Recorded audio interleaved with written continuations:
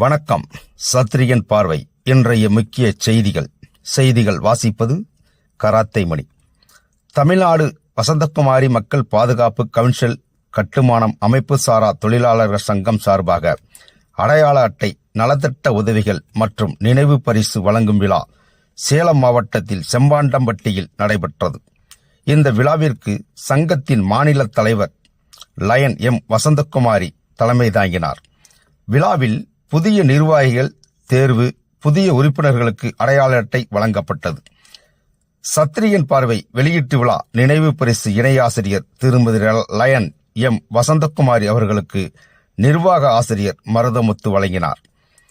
கைத்தறிப்பட்டு நெசவாளர்கள் சங்கம் துவங்கப்பட்டு புதிய நிர்வாகிகளாக தலைவர் ஆர் பிரகாஷ் பிகாம், துணைத் தலைவர் வி மாதேஷ், செயலாளர் ஆர் தினேஷ், துணைச் செயலாளர் வி சீனிவாசன், பொருளாளர் எம் சங்கர், துணை பொருளாளர் ஆர் எம் ராமசாமி பிகாம், செயற்குழு உறுப்பினர் எம் மல்லிகராஜ், செயற்குழு உறுப்பினர் கே நடராஜ், அமைப்பாளர் ஏ சரவணன் ஆகியோர் தேர்வு செய்யப்பட்டனர்.